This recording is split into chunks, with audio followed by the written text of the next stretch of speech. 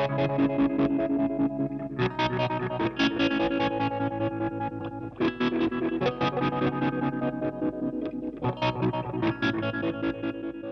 guys, second new guitar video. This one's about the Studio Pro. Like I said, not really review as such, more just show and tell, something I bought recently that I'm quite excited about, because like I said in the last video, don't buy new gear very often, so yeah, I'm quite excited about it. Just want to do a video and share it with you.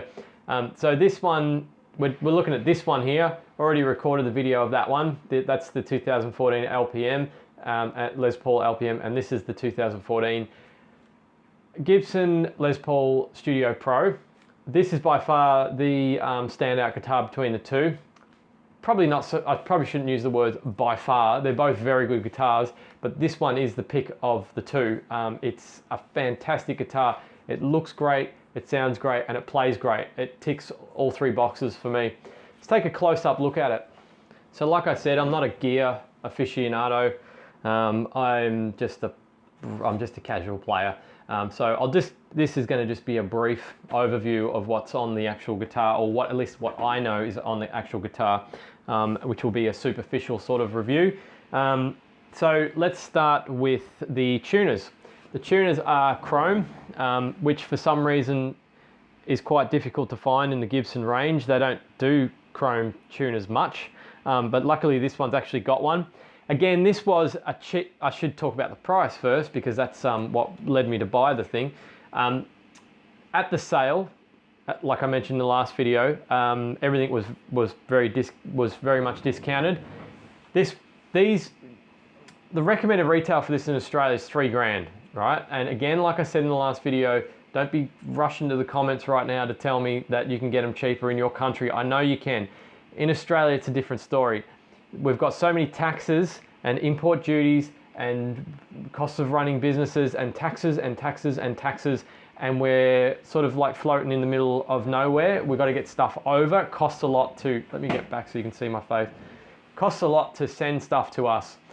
So it's pretty typical, and we just get ripped, right? That's just how it is. So it's pretty typical to pay those sorts of prices for guitars, which is another reason why I don't buy guitars very often. So this is recommended retail. I think it's 2,800 or 3,000, and it was on sale for 1,100.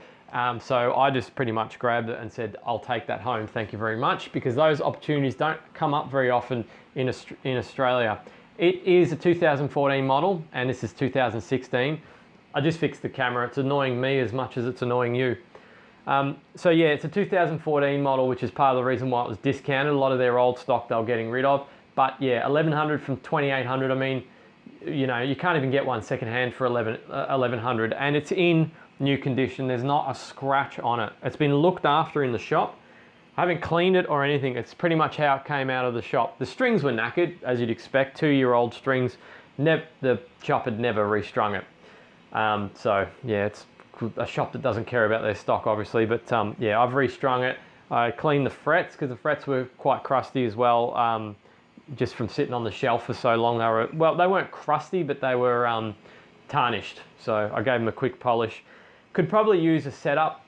Maybe it's 90% there straight out of the box already, but I might just get it set up anyway. I usually do that when I buy a new guitar, get it set up, and then I don't sort of look at it for 10 years or longer.